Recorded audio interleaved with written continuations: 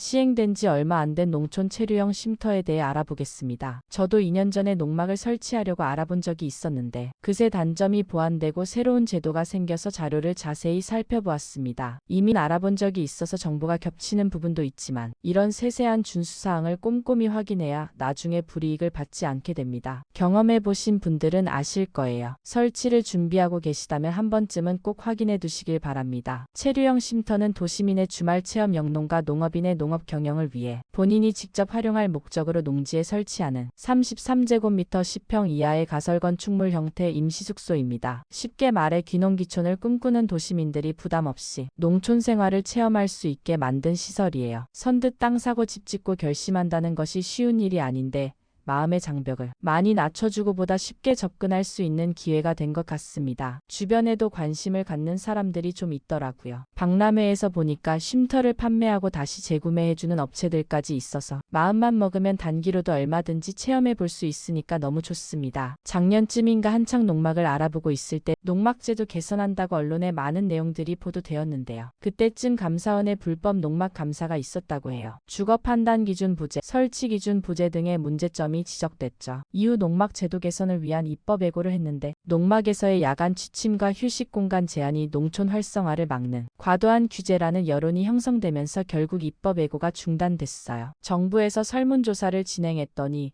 응답자의 대다수가 주택 등 신축 비용 부담, 환경 적응 체험 등을 이유로 농촌 체험용 거주시설이 필요하다고 응답했다고 해요. 결국 제4차 민생토론회와 국정연한 관계장관 회의를 거쳐 농촌 체류형 쉼터 도입 계획이 발표됐습니다. 농림축산식품부에서는 이 제도를 통해 농촌 생활 인구를 확산하고 농촌 소멸에 대응하며 농업인들의 영농 효율화에 기여하고자 한다네요. 법적 근거는 농지법 제2조, 농지법 시행령 제2조, 농지법 시행규칙 제3조의 등에 있어요. 이렇게 도입된 체류형 쉼터 프로그램이 25년 1월 24일부터 본격 시행되고 있습니다. 시행 초기에는 쉼터를 설치할 때 도로에서 50cm 띄어 설치해야 한다는 운영 지침이 있어 많은 논란이 있었는데요. 지금은 체류형 쉼터에 수정된 운영 지침이 나와서 그 내용을 알려드릴게요. 댓글로 농식품부 자료 링크도 남겨둘게요. 확인해보세요. 처음 운영 지침이 발표됐을 때는 농촌 체류형 쉼터 및 부속시설을 진입로 연접 설치로 제한이 있었어요. 그런데 이게 현장 적용이 너무 제한적이고 교통량이 많은 도로를 접한 경우 사고 위험 등에 대한 의견이 많이 제기됐어요. 첫 번째는 도로와 관련된 부분이에요. 변경 전에는 쉼터 부분이 접하는 도로에서 50cm 띄어서 설치해야 한다고 했어요. 이제는 농촌 체류형 쉼터와 그 부속시설 위치는 필지 내에서 자유롭게 설치 가능하게 됐어요. 쉼터와 부속시설은 도로와의 거리 상관없이 영농행위에 방해되지 않고 소방활동이 가능한 범위에서 지자체에서 자율적으로 운영할 수 있게 변경됐어요. 참 다행이죠. 이제 각 지자체별 지침만 확인해보면 돼요. 한 사례로 경기도 여주에 사시는 63세의 박씨 어르신은 도로에서 50cm 띄워 설치해야 한다는 초기 지침 때문에 쉼터 설치를 포기할 뻔했다고 하셨어요. 그분의 경우 농지가 약간 경사진 지형이라 도로에서 50cm 띄우면 땅을 상당히 깎아야 했거든요. 다행히 지침이 변경되어 이제는 필지 내에서 자유롭게 설치할 수 있게 됐어요. 지금은 작은 텃밭까지 가꾸고 계신데 정말 행복해 하시면서 이제 서울 아파트 팔고 내년쯤 여기다 집 지으려고 하신다네요. 두 번째로 소방차의 진입 가능성은 쉼터 설치의 필수 조건이에요. 소방차가 진입할 수 없는 경우 화재 발생 시 큰 문제가 될 수 있고 책임 소재가 불분명해질 수 있기 때문에 소방차의 활동이 보장되지 않으면 쉼터 설치가 불가능하다는 점이 강조되고 있습니다. 하지만 소방차의 크기는 소방차 한 대당 20m 호스 10개 장착이 가능하니까 어떤 규모의 차들이 운행될지 지자체별로 소방서와 협의에 따라 상황은 조금 달라질 수 있을 것 같습니다. 세 번째는 이동로 설치가 가능해진 것입니다.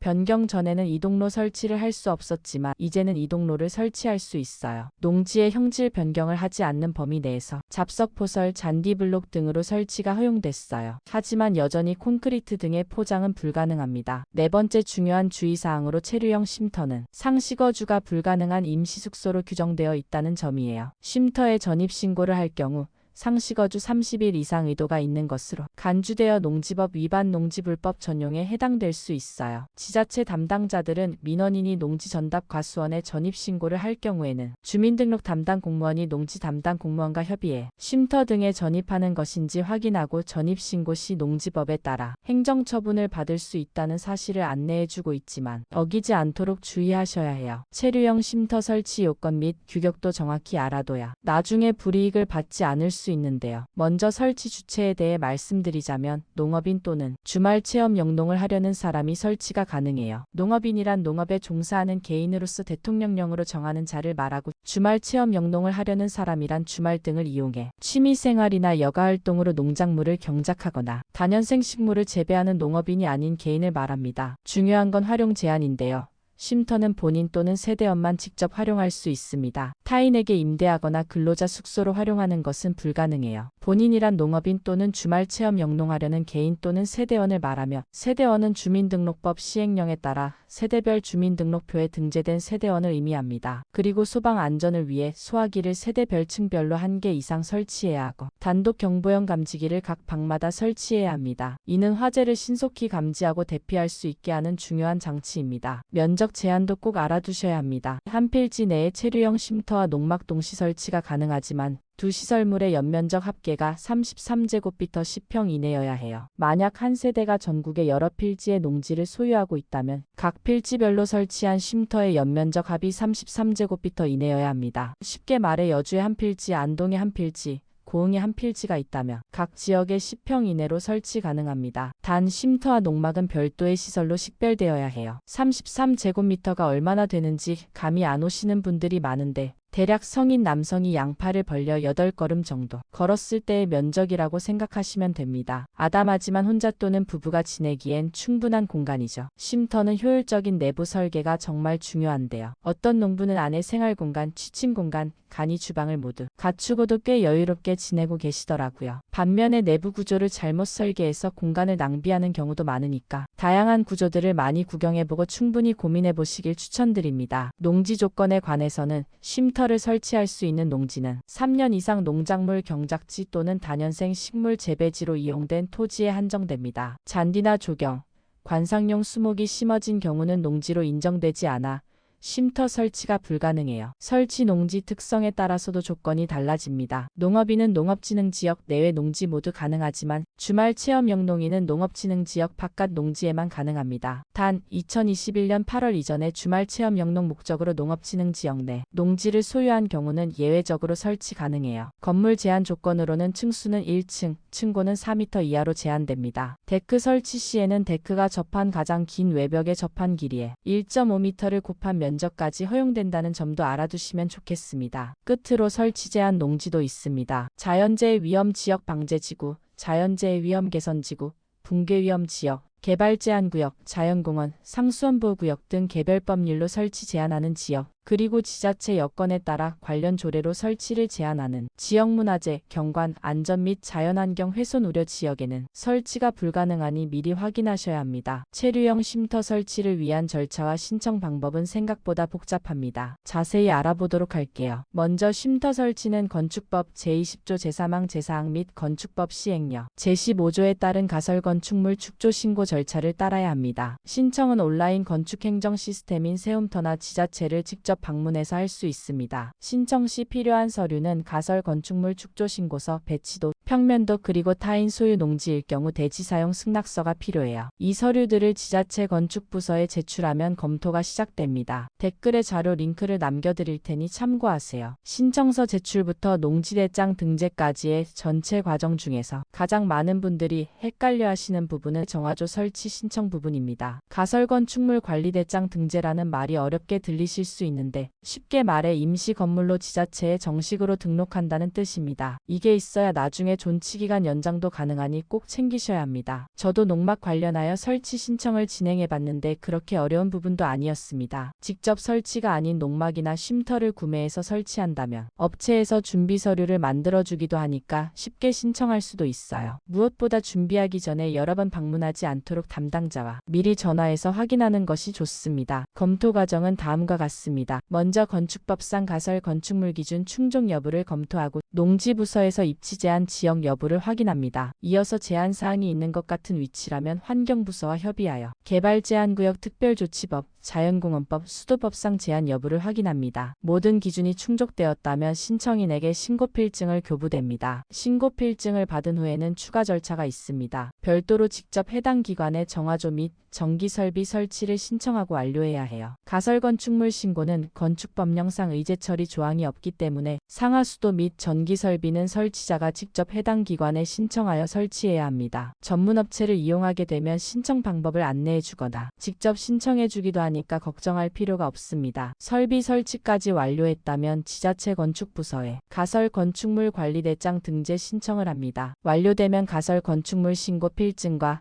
체류형 쉼터 설치 현황 서류를 준비해서 지자체 농정과에 농지 대장 이용 정보 변경 등재를 신청하면 됩니다. 이 과정은 설치 후 60일 이내에 반드시 완료해야 합니다. 기간 내에 못하면 처음부터 다시 신청해야 될 수도 있어요. 체류형 쉼터는 가설 건축물로 기본 존치 기간이 3년입니다. 하지만 지자체 건축조례에 따라 연장이 가능해요. 연장 가능 횟수는 건축조례에 따라 다르지만 안전기능환경미관을 고려하여 최소 3회 이상 연장이 권장됩니다. 연장 신청은 만료 7일 전까지 해야 하니 이 점도 꼭 기억하세요. 쉼터 설치 후에는 농지 활용을 반드시 해야 합니다. 쉼터 및 부속시설을 제외한 농지는 반드시 농업 경영 또는 체험 영농에 이용해야 하며 잔디나 조경용 수목 등을 조경 목적으로 식재하는 것은 영농 행위로 인정되지 않으니 주의하세요. 또한 지자체별로 운영 방식이 조금씩 다를 수 있으니 사전에 해당 지자체 농지부서와 건축부서에 문의하여 정확한 정보를 얻는 것이 제일 중요합니다. 특히 일부 지역에서는 아직 조례 개정이 완료되지 않아 설치가 지연될 수 있으니 참고하세요. 체류형 쉼터를 제대로 설치하기 위해서는 부지 선정과 사전 준비가 무엇보다 중요합니다. 아직 농지가 없다면 농지를 구매해야 하는데 이때 여러 제한 사항을 반드시 확인해야 해요. 개발 제한 구역, 방제지구, 붕괴 위험 지역은 당연히 피해야 합니다. 또한 부지 근처의 전봇대 및 상하수도 위치도 꼼꼼히 확인해야 하고 도로 포함 여부와 현황 도로인지도 확인해야 합니다. 면적 요건도 중요한데 쉼터, 데크, 주차장 등 시설 면적의 2배 이상 부지 확보가 가능한지 확인해야 합니다. 예를 들어 쉼터 33제곱미터 부속시설 데크, 정화조, 주차장 등 38.5제곱미터라면 합계 71.5제곱미터의 2배인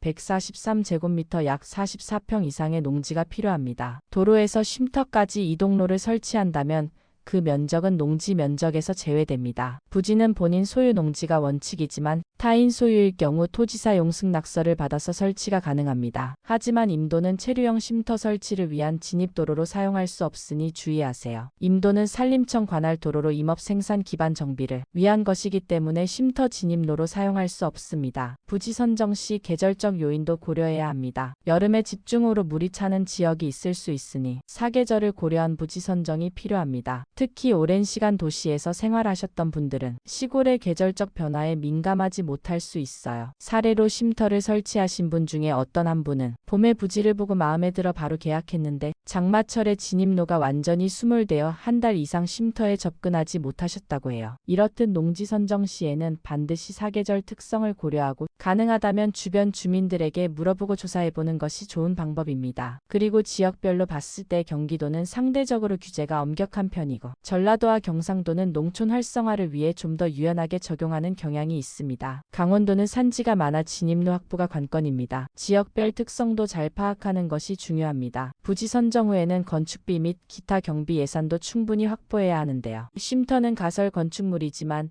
토목공사, 정화조 설치, 전기 인입, 상수도 연결 등 추가 비용이 많이 발생합니다. 전기는 일반적으로 쉼터 부지에서 2m 이내에 전봇대가 있다면 전봇대 설치비가 면제됩니다. 전봇대가 없다면 추가 설치가 필요하며 비용이 발생합니다. 수도는 마을 주변 상수도 위치에 따라 거리당 공사비가 책정되고 지하수 개발도 가능하지만 일부 지역에서는 지하수 개발이 불가능할 수 있어서 확인이 필요합니다. 특히 정화조후 수처리 시설의 경우는 입지에 따라 제한될 수 있습니다. 있습니다. 정화 조우수 처리 시설 미설치 시 수세식 변기 사용이 불가능하고 특별대책지역 및 수변구역에서는 정화조 설치가 불가하므로 반드시 오수처리 시설을 설치해야 합니다. 오수 발생량은 농업인 주택 기준으로 산정됩니다. 오수처리 공사 비용은 지역과 업체에 따라 250만원에서 500만원 정도로 천차만별이니 여러 업체 견적을 비교해봐야 돼요. 전기와 수도의 경우도 신청할 경우 연결이 가능하지만 이 과정에서도 추가 비용이 발생할 수 있으니까 사전에 예산 계획을 세우는 것은 필수입니다. 마지막으로 정리하면 부지 내 이동로 설치 시 농지의 형질 변경을 수반하지 않는 범위 내에서 잡석포설,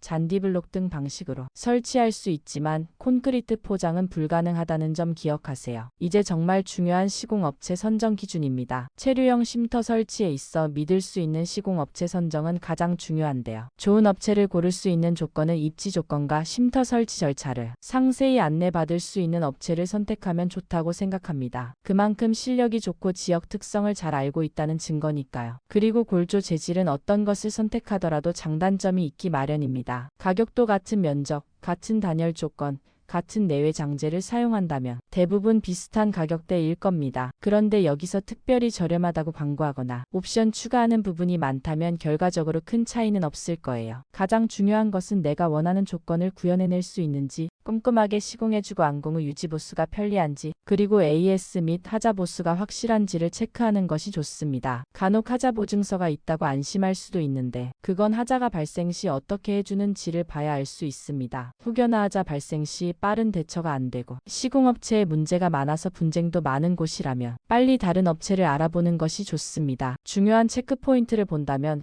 1. AS 지역 범위, 2. 단열재 종류와 두께, 3. 지붕 자재 품질, 4. 시공 경력, 5. 실제 시공 사례집을 확인해보면 됩니다. 무엇보다 AS가 가장 중요하고 전화했을 때 바로 응대해주고 문제가 생겼을 때 신속하게 처리해주는 업체라면 최고의 선택입니다. 한 사례로 쉼터를 설치하신 분 중에 가장 저렴한 업체를 선택했다가 첫 장마에 누수가 발생했고 업체는 하자 보수를 미루다 결국 연락이 두절됐다고 하는데 어떤 분은 시공 실적이 풍부한 업체를 선택해 추가 비용 없이 완벽한 시공을 받았다고 합니다. 너무 비교되는 극단적인 사례일 수도 있지만 현실이 그렇습니다. 시공할 때 제일 중요한 건 기초 공사는 절대 타협하면 안 됩니다. 설치를 시작하면 기초석과 주춧돌의 크기와 배치가 중요한데 최소 30cm 이상의 깊이로 기초를 타설해야 안정적입니다. 좋은 게 좋은 거라고 생각하면서 얕은 기초 위에 쉼터를 설치했다가는 나중에 구조물이 한쪽으로 기울어져 고생할 수도 있게 됩니다. 건축물 안전성 확보를 위해 최소한의 콘크리트 기초는 타설할 수 있습니다. 독립 기초 형식은 평면적으로나 단면적으로 건물을 안정적으로 지지해주는 매우 중요한 요소입니다. 기존에 불법 농막이 있는 경우에는 체류형 쉼터로 전환할 수 있습니다. 그렇다면 전환을 하려 했을 때 혹시나 하는 불이익은 없는지 알아보니까 체류용 쉼터 전환 기간에는 불이익이 없다고 합니다. 때문에 만약에 불법 사항이 있다고 하더라도 불이익이 없는 이 시기를 이용해서 빠르게 전환하는 것이 좋겠습니다. 전환 신청은 개정된 농지법령 시행일부터 3년 이내에 해야 합니다. 전환 방법에는 3가지 옵션이 있습니다. 첫째, 기존 농막을 철거한 후 새로운 쉼터를 설치하는 방법. 둘째, 기존 농막 20제곱미터에 연접하여 13제곱미터를 증축하는 방법. 셋째, 기존 농막과 별도로 필지 내에 새로운 가설 건축물 13제곱을 설치하는 방법입니다. 전환 절차는 기존 농막 취소 처리 후 신규로 체류용 쉼터 축조 신고를 하면 됩니다. 이때 데크, 정화조, 처마 등은 연면적에 산입하지 않고 부가시설로 두실 수 있습니다. 설치 후에는 관리번호 부여 및 표지판 부착이 의무화됩니다. 또한 설치 후 60일 이내에 농지대장 이용정보 변경 신청을 해야 하며 농지 활용 의무도 있습니다. 쉼터 및 부속시설을 제외한 농지는 반드시 농업 경영 또는 체험 영농에 이용해야 하고 잔디나 조경용 수목을 조경 목적으로 식재하는 것은 영농 행위로 인정되지 않습니다. 신중하고 꼼꼼하게 검토해보고 조금이라도 모르겠는 것이 있으면 해당 지자체에 먼저 문의해보거나 방문해서 상담받아보는 것도 좋겠습니다. 마지막으로 체류형 쉼터의 체계적인 관리와 운영을 위한 몇 가지 안전관리 및 준수사항을 알려드리겠습니다. 간과할 경우 나중에 문제가 생길 수 있으니까 확인하는 게 좋습니다. 총 정리하는 부분으로 보시면 됩니다. 먼저 먼저 화재 예방을 위한 소방시설 설치입니다. 소방시설 설치 및 관리에 관한 법률에 따라 단독주택과 동일한 기준이 적용되는데 최소한 소화기와 단독경보형 감지기를 반드시 설치해야 합니다. 소화기는 세대별, 층별로 1개 이상 비치해야 하고 단독경보형 감지기는 모든 방에 설치해야 해요. 이 감지기는 연기 등으로 화재를 감지하며 자체 내장된 전원으로 음향장치가 작동해 경보음을 울려 신속하게 대피할 수 있게 해주는 장치입니다. 생명과 재산을 지키는 최소한의 안전장치니까 의무가 아니더라도 설치하는 것이 좋겠습니다. 가을과 겨울에는 화재 위험이 특히 높기 때문에 계절별 안전점검 목록을 만들어 관리하시면 좋습니다. 연령대가 젊다고 생각하지 않으신다면 안전에 더 신경 쓰셔야 합니다. 가연성 물질이나 전기난로 같은 경우는 조심해서 사용하시길 바랍니다. 지속적인 농촌 인구 감소 추세를 볼 때 앞으로 체류형 쉼터에 대한 규제는 더 완화될 가능성이 높다고 합니다. 현재 3년인 존치 기간도 5년 이상으로 연장될 수 있다고 하니까 장기적인 계획을 세우시는 것도 좋을 것 같습니다. 설치 시에 설치자는 소방시설을 갖춘 후 현장 사진을 촬영하여 농지대장 등재 서류 중 농촌 체류형 쉼터 설치 현황 서식을 작성해 제출해야 합니다. 이렇게 하면 체계적인 관리가 가능하고 추후 문제가 생겼을 때 대응하기도 쉬워질 수 있습니다. 신고된 내용과 다르게 설치하거나 사용할 경우 관련 법률에 따라 행정처분을 받을 수 있으니 주의가 필요합니다. 예를 들어 규정된 용도 외로 사용하거나 설치 면적을 초과하거나 농지 활용 의무를 이행하지 않으면 벌금이나 원상복구 명령을 받을 수도 있습니다. 존치 기간을 연장하려면 만료 7일 전까지 연장 신고를 해야 합니다. 만료일이 다가오면 미리 지자체에 연장 신청을 하셔야 하고 안전기능 환경 미관을 고려해 심사를 받게 됩니다. 대부분의 지자체에서는 최소 3회 이상 연장이 권장되지만 쉼터가 설치 기준을 준수하지 않거나 안전, 환경에 문제가 있을 경우 연장 허가를 거부하거나 원상 회복을 명령할 수도 있습니다. 농지 활용 의무도 상당히 중요한 사항인데요. 쉼터 및 부속시설을 제외한 농지는 반드시 농업 경영 또는 체험 영농에 이용해야 합니다. 특히 많이 하는 잔디 및 조경용 수목 등을 조경 목적으로 식재하는 것은 영농 행위로 인정되지 않은데도 위반할 경우 행정처분 및 벌칙 대상이 될 수 있어요. 이런 세세한 준수사항을 꼼꼼히 확인하셔야 나중에 불이익을 받지 않게 됩니다. 농촌이라서 나중에 괜찮겠지라는 생각을 갖고 계시다면 정말 후회할 일이 생길 수 있으니까 미리 예방하는 것이 제일 좋습니다. 농촌 체류형 쉼터는 농촌 생활을 체험하고 영농을 돕기 위한 중요한 시설이지만 법적 기준을 준수하고 체계적으로 관리하는 것이 무엇보다 중요합니다. 시행 초기라 아직 많은 부분이 정착되지 않았고 지자체별로 운영 방식이 다를 수 있으니 설치 전 반드시 관련 법령과 지자체 규정을 직접 확인하고 적법하게 운영하여 농촌 생활을 보다 안전하고 효율적으로 활용하시길 바라겠습니다. 이 정보가 여러분의 농촌 생활에 작은 보탬이 되었으면 좋겠습니다. 앞으로도 유익한 정보로 찾아뵙겠습니다. 영상이 좋았다면 구독과 좋아요로 응원해주세요. 감사합니다.